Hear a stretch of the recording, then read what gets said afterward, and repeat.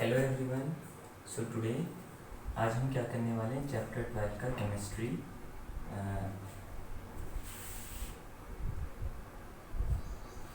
Hello everyone. तो आज हम क्या स्टार्ट करने वाले हैं, क्लास 12 केमिस्ट्री का चैप्टर 1 सॉलिड स्टेट्स। ओके, तो यहाँ पर बात आती है कि चैप्टर का नाम है सॉलिड स्टेट। तो ये हमने कहाँ पढ़ा? देखिए, ये हमने पढ़ा है क्लास 11 में। जब हमने मैटर पढ़ा था तो वहाँ पे हमने पढ़ा था कि मैटर के 3 स्टेट होते हैं, solid, liquid, gas. Okay, solid से बन गया आपका solid state, that's a state of matter. Okay, अब यहाँ पर हम सॉलिड स्टेट को ही क्यों पढ़ रहे हैं, लिक्विड और गैस को क्यों नहीं हम पढ़ रहे, वो अब हम देखते हैं। Why we are studying solid state. तो देखिए, सॉलिड जो है वो लिक्विड गैस से बिल्कुल अलग होता है, तीनों के बीच में डिफरेंस आपको पता होगा। सॉलिड में देखिए आप पार्टिकल्स बहुत टाइटली पैक्ड होते हैं, जैसे कि आप जानते हैं। लिक्विड में देखिए यहाँ पर सामने बनाया, लिक्विड में थोड़े पार्टिकल्स के बीच में गैप होता है, ठीक है। गैस में पार्टिकल्स बहुत दूर दूर होते हैं, कि इसकी वजह से एक तरह की स्पेशल प्रॉपर्टी है जो सिर्फ सॉलिड्स ही शो करते हैं, और लिक्विड और गैस वो प्रॉपर्टी नहीं शो करते, वो अलग प्रॉपर्टी शो करते हैं। देयरफॉर लिक्विड गैस को हम अलग कैटेगरी में पढ़ते हैं और सॉलिड को हम इसीलिए यहाँ पर अलग कैटेगरी में पढ़ते हैं, ठीक है। तो प्रॉपर्टी क्या है, that solids are rigid. Solids are rigid. Rigid का मतलब क्या होता है कि जैसे आपने इसके पार्टिकल्स देखे हैं ना, तो क्योंकि उनके बीच में जगह नहीं है बिल्कुल भी, तो वो मूव नहीं करते, वो अपनी ही जगह रहते हैं, मतलब वो फिक्स होते हैं अपनी जगह। यानी the particles of solid have fix positions and can oscillate about their mean positions. It means कि देखिए, पार्टिकल तो फिक्स है अपनी जगह पे, पार्टिकल सारे फिक्स हैं, बट जब आप टेम्परेचर बढ़ाएंगे so they can oscillate at their mean positions, मतलब अपनी ही जगह पे दे कैन ऑसिलेट, मतलब इधर जाएंगे ऐसे, बट रहेंगे इसी के अलाउंग, इसी जगह के अलाउंग इधर उधर घूमेंगे वो, बट दे विल ऑसिलेट, इसको कहते हैं ऑसिलेशंस, ऐसे ऐसे, ठीक है। So that is solids are rigid here. अब लिक्विड और गैसेस में क्या प्रॉपर्टी है, तो liquid and gases are non rigid और दे आर नॉट रिजिड। क्यों? क्योंकि वहां पर उनके constant particles are free to move. अब बात आती है कि वहाँ पे उनके कॉन्स्टिट्यूएंट पार्टिकल्स, मतलब जिन पार्टिकल से लिक्विड गैस बने हैं, इनके पार्टिकल्स के बीच में खाली जगह है, तो they are free to move, they can move freely, ठीक है। तो इसीलिए लिक्विड और गैसेस को हम नॉन रिजिड बोलते हैं, ठीक है। तो उन्हें हम क्या बोलते हैं, देखिए, अब इसका मतलब ये है क्योंकि इनकी पोजीशन फिक्स नहीं है, so they can move, it means they can flow, so they are called fluids. जैसे कि अब पानी का गिलास भरा हुआ है, ठीक है, पानी का गिलास अगर आप गिरा देते हैं तो लिक्विड क्या करेगा, वो फ्लो करेगा, it has the property to flow. वैसे ही गैस है, मैंने एक एग्जांपल दी, एक एग्जांपल देते हैं आपको। जैसे बैलून में जो है आपने क्या कर रखा है, बहुत ही मतलब उसमें जो गैस है, ठीक है, वो आपने भर रखी है, बहुत ही स्वीट स्मेलिंग गैस है उसके अंदर, ठीक है। तो आप क्या करें, अगर आप उस गुब्बारे को फोड़ देते हैं तो उसकी खुशबू जो है वो पूरे के पूरे रूम में फैल जाएगी। जैसे जब आप अगरबत्ती वगैरह अपने किसी एक रूम में जलाते हैं, बट उसकी खुशबू जो है वो बाकी रूम्स में भी पहुंच जाती है, ठीक वैसे ही, ठीक है। So liquid and gases can flow, why? Because they particles are free to move, so they are called fluids, ठीक है। लिक्विड और गैस को ही फ्लूइड्स बोलते हैं। तो solids do not possess fluidity, ये मूव नहीं करते फ्रीली, तो ये फ्लूइड्स नहीं होते हैं, ये होते हैं rigid. Solids are rigid and liquid and gases are fluids, ये हमने यहाँ पर मेन पढ़ना है। तो क्योंकि ये रिजिड होते हैं, तो रिजिड की वजह से इसकी एक प्रॉपर्टी होती है सॉलिड की, जो आप सबको पता होगा, that they have a definite shape and definite volume, ठीक है। तो इसी की वजह से सॉलिड जो है वो बिल्कुल अलग है आपका लिक्विड गैस से, तो इसीलिए हम इसको अलग से यहाँ पर पढ़ने वाले हैं in the chapter solid state. So students, next topic is that why do some substances exist as solids, यानी कुछ सब्सटेंस जो हैं वही क्यों सॉलिड एग्जिस्ट करते हैं और बाकी लिक्विड और गैस स्टेट में एग्जिस्ट करते हैं। तो वो सॉलिड में एग्जिस्ट होने का कारण क्या है, तो इसके बेसिकली 2 रीजंस हैं जो हमने पढ़ने हैं। पहला इंटरमॉलिक्यूलर फोर्सेस और दूसरा थर्मल एनर्जी। ना इंटरमॉलिक्यूलर फोर्सेस का मतलब है, जैसे अभी यहाँ पे सॉलिड आपने देखा, तो सॉलिड के जो ये पार्टिकल्स हैं इनके बीच में कैसा फोर्स है। अगर ये फोर्स ज़्यादा होता है तो आपको पता है कि पार्टिकल पास होगा, या फिर पार्टिकल पास है तो फोर्स ज़्यादा होगा। तो वो सॉलिड की तरह एग्जिस्ट करेगा। अगर उनके बीच में फोर्स कम है जैसे कि लिक्विड में, तो वो आपका लिक्विड स्टेट में एग्जिस्ट करेगा, और फोर्स और कम है तो वो गैस स्टेट में एग्जिस्ट करेगा। तो पहला है इंटरमॉलिक्यूलर फोर्स, जो कि क्या है, forces among constituent particle. Constituent particle मैंने आपको पहले बताया, एटम या मॉलिक्यूल भी आप लेकर चल सकते हैं। यही कॉन्स्टिट्यूएंट पार्टिकल्स आपके बनाकर दिखाएं डायग्राम से। सेकेंड है आपका थर्मल एनर्जी। अब थर्मल से आप समझिए, आपने इससे पहले भी सुना होगा वर्ड थर्मल। थर्मल होता है हीट के लिए, टेम्परेचर के लिए। तो energy of the particle due to temperature, ठीक है। तो ये जो आपकी एनर्जी है ये पार्टिकल्स की, जैसे सॉलिड है, लिक्विड है, गैस है, तो उन पार्टिकल्स की एनर्जी है ड्यू टू टेम्परेचर, टेम्परेचर की वजह से, ठीक है। तो energy of the particle due to temperature. अब इन दोनों का इफेक्ट हमें स्टडी करना है कि क्यों सब्सटेंसेस सॉलिड एग्जिस्ट करते हैं। तो देखिए, अब आपको पता है कि अगर इंटरमॉलिक्यूलर फोर्सेस बढ़ेंगे यानी पार्टिकल पास आएंगे, तो अगर पार्टिकल पास आएंगे तो गैस से लिक्विड, लिक्विड से सॉलिड, यानी मोर देन इंटरमॉलिक्यूलर फोर्सेस, तो वहाँ पर सॉलिड बनने की संभावना ज़्यादा है। तो वो सॉलिड को फेवर करते हैं, इंटरमॉलिक्यूलर फोर्सेस हेल्प करते हैं, सपोर्ट करते हैं। वहीं टेम्परेचर बढ़ने से क्या होता है, ये तो हमने 9th-10th में पढ़ा हुआ है कि टेम्परेचर बढ़ने से सॉलिड लिक्विड में चेंज होता है, लिक्विड गैस में। फॉर एग्जांपल, अगर आपको आइस का एग्जांपल दें, तो आइस को आप एक बर्तन में डाल लें, गर्म करें, तो आइस क्या बन जाएगा, वाटर, और फिर वाटर क्या बन जाएगा, स्टीम, ठीक है। ये तो आप लोगों को पता ही है। तो that is the example that temperature क्या करता है, टेम्परेचर जो है यहाँ पर उल्टा काम करता है, यानी सॉलिड से लिक्विड, लिक्विड से गैस का, और इंटरमॉलिक्यूलर फोर्सेस सॉलिड स्टेट को सपोर्ट करते हैं, ठीक है। अब आते हैं इसकी कैरेक्टरिस्टिक की, ये जो चीज़ें हमने पढ़ी, तो इसमें now what are the characteristics of solid state.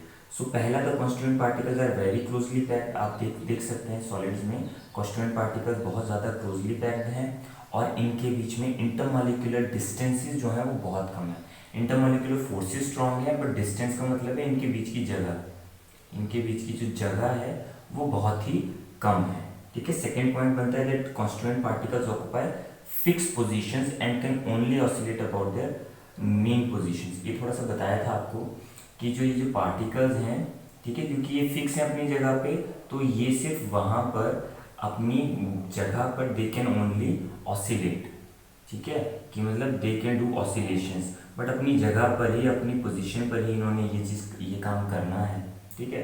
So that is second point. अब इसकी दो कैरेक्टरिस्टिक्स जो आपको बताई थी, इन दो कैरेक्टरिस्टिक्स की वजह से देखिए सॉलिड्स क्या क्या शो करते हैं। Solids are rigid, they possess rigidity, यानी वो रिजिड हैं क्योंकि उनकी जो पोजीशन है पार्टिकल्स की वो फिक्स है।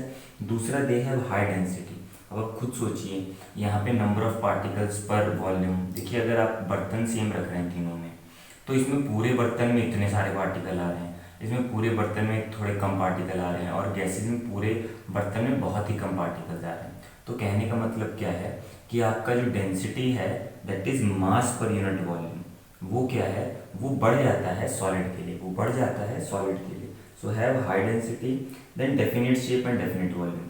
अब इसी की वजह से, क्योंकि पार्टिकल फिक्स हैं, तो इसका शेप डेफिनेट है और वॉल्यूम भी डेफिनेट है, मतलब दोनों चीज़ें फिक्स हैं इसकी, ठीक है।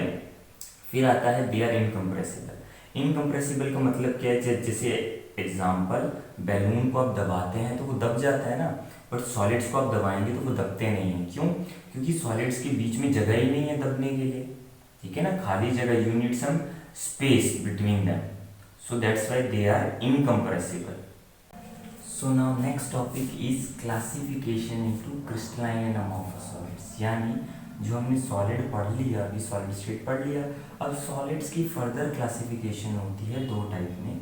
एक आते हैं आपके क्रिस्टलाइन सॉलिड, दूसरे आते हैं आपके अमॉर्फस सॉलिड। तो अब हम समझेंगे कि क्रिस्टलाइन कौन से होते हैं, अमॉर्फस कौन से होते हैं। देखिए, समझने के लिए सबसे अच्छा मेथड होता है, सबसे अच्छा तरीका होता है कि आपको एग्जाम्पल देके समझाया जाए। जैसे एग्जाम्पल देखिए, अब एलिमेंट्स तो सबने पढ़े हैं, पीरियोडिक टेबल सबने पढ़ा है, तो पीरियोडिक टेबल में सारे के सारे एलिमेंट्स होते हैं, आपको पता है 20 तक एलिमेंट सबको याद होते हैं, hydrogen, helium, lithium, beryllium, boron, carbon, ठीक है, वो सबको याद है 20 तक। तो अब जब आप पीरियोडिक टेबल देखते हैं तो उसमें कुछ मेटल्स होते हैं, कुछ नॉन मेटल्स होते हैं, ठीक है, मतलब मैक्सिमम मेटल नॉन मेटल्स ही होते हैं, कुछ जो होते हैं मेटलॉइड भी होते हैं। तो आपके जो मेटल नॉन मेटल हैं और जो कंपाउंड्स हैं ज़्यादातर वो आपका क्रिस्टलाइन सॉलिड स्टेट में एग्जिस्ट करते हैं, that is the crystalline solids. ठीक है, तो बस एक एग्जांपल दे दिया आपको कि ज़्यादातर एलिमेंट्स मेटल हो चाहे नॉन मेटल वो इस फॉर्म में एग्जिस्ट करता है। फिर आते हैं अमॉर्फस सॉलिड। अब अमॉर्फस सॉलिड अलग कैसे होते हैं, देखिए जैसे आपके घरों में या हर जगह देखिए आप प्लास्टिक के मटेरियल्स तो होते ही हैं, बॉटल्स होती हैं प्लास्टिक की पाइप्स होती हैं, बहुत सारी चीज़ें होती हैं जो प्लास्टिक की होती हैं। ठीक है, रबड़, ग्लास, प्लास्टिक या पॉलीमर बोल सकते हैं। तो आपका जो ज़्यादातर ये वाले जो सॉलिड्स होते हैं ना, ये अमॉर्फस होते हैं। ठीक है, वो सॉलिड्स कौन से हो गए, अमॉर्फस हो गए। अब यहाँ पर पहले तो एग्जाम्पल से हमने समझा, अब सेकेंड पॉइंट में आते हैं। सेकेंड पॉइंट क्या है कि अब आपको तो पता ही है सॉलिड में क्या होते हैं, कॉन्स्टिट्यूएंट पार्टिकल्स होते हैं कि पार्टिकल होते हैं जो कि बहुत पास होते हैं, बट वो पार्टिकल अरेंज कैसे होते हैं उस हिसाब से ये क्लासिफिकेशन की हमने क्रिस्टलाइन या अमॉर्फस। जैसे यहाँ पर अगर आप देखें तो यहाँ पर जो पार्टिकल्स हैं, ठीक है, अब यहाँ पे मैंने एग्जांपल लिया क्वार्ट्ज का। ठीक है, क्वार्ट्ज में क्या है कि देखिए यहाँ पे बस पार्टिकल देख लें आप। ठीक है, मैं इसके आपको यहाँ पे मैं फॉर्मूले में नहीं जाऊँगा डिटेल में, बस इतना बता दिया कि देखिए यहाँ पे दो तरह के पार्टिकल्स हैं, एक पार्टिकल बड़ा है, एक पार्टिकल छोटा है। ठीक है, तो यहाँ पर अगर आप इसी कंपोजिशन को देखें ना, तो ये क्या है आपका एक जैसी जो अरेंजमेंट है पार्टिकल्स की, बड़े और छोटे पार्टिकल्स की। तो देखिए देखने में वेल डिफाइंड है, वेल अरेंज्ड है, देख सकते हैं आप इसमें अरेंजमेंट कितना अच्छा है। ठीक है, बिल्कुल रेगुलर अरेंजमेंट है, आप देख सकते हैं। ये जो शेप होता है इसे हम हेक्सागन कहते हैं, तो ये देखिए सारे के सारे हेक्सागन ही हैं, तो एक तरह का रेगुलर अरेंजमेंट है। ठीक है, और इसको आप यहाँ पर ये short range as well as long range order दोनों को फॉलो करता है। देखिए शॉर्ट रेंज का मतलब ये है कि जो भी पैटर्न बन रहा है, अगर वो पैटर्न थोड़े ऑर्डर के लिए उसके लिए अगर आपका रिपीट होता है, थोड़ी लेंथ के लिए आपका रिपीट होता है तो उसको शॉर्ट रेंज बोल देते हैं। अगर वो बड़ी लेंथ में के लिए रिपीट होता है तो उसको हम लॉन्ग रेंज ऑर्डर बोल देते हैं। ठीक है, तो यहाँ पर पैटर्न जो है आपका देखिए कैसे रिपीट हो रहा है, एक तरह का पैटर्न बन रहा है और वो रिपीट कर रहा है खुद को। ठीक है, वहीं पे अमॉर्फस सॉलिड्स में जिसका एग्जाम्पल हमने अभी दिया था रबड़, ग्लास, प्लास्टिक्स, इसमें कॉन्स्टेंट पार्टिकल्स आप देख सकते हैं, वहाँ पे मैंने एग्जांपल दिया क्वार्ट्ज ग्लास का। तो here the constant particles are not arrange in a regular fashion, मतलब जैसे इसमें रेगुलर पैटर्न बनता है ना, उनमें नहीं बनता। ठीक है, तो उसमें शॉर्ट रेंज ऑर्डर हो भी सकता है कि थोड़े डिस्टेंसेस के लिए वो खुद को रिपीट कर भी सकते हैं और नहीं भी, जैसे उस केस में बिल्कुल भी नहीं है आपका। ठीक है, तो उसमें देख लीजिए आप, ये अलग है, ये अलग है, ये अलग है, ये अलग है, ये अलग है, ये अलग है, बिल्कुल ही आपका नॉन रेगुलर अरेंजमेंट है, बिल्कुल भी रेगुलर अरेंजमेंट नहीं है। फिर इसके बाद चलेंगे आपका थर्ड पॉइंट पे। So third point here is that the difference between crystalline solids and amorphous solid is that in crystalline solids they have sharp melting points.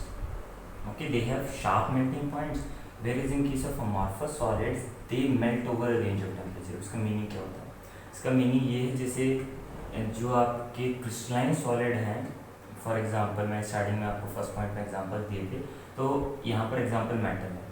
ठीक है, मेटल आपको पता है कि वो एक ही उसका एक शार्प मेल्टिंग पॉइंट होता है। जैसे मान लीजिए किसी चीज़ का मेल्टिंग पॉइंट है या फिर कोई कंपाउंड, वाटर हो गया, वाटर का मेल्टिंग पॉइंट है 100 डिग्री सेल्सियस। ठीक है, और आपका कोई मेटल हो गया जिसका 500 डिग्री सेल्सियस है, तो जैसे ही वो टेम्परेचर आएगा आप उस टेम्परेचर को क्रॉस करेंगे, मान लीजिए 101 डिग्री सेल्सियस पर आप पहुँच गए, तो आपको वहाँ पे फिर वाटर एज ए लिक्विड नहीं मिलेगा, आपको वो स्टीम फॉर्म में मिलेगा, यानी गैस फॉर्म में। वैसे ही वो मेटल भी मेल्ट हो जाएगा। तो कहने का क्या मतलब है कि शार्प मेल्टिंग पॉइंट, एक ही पॉइंट है।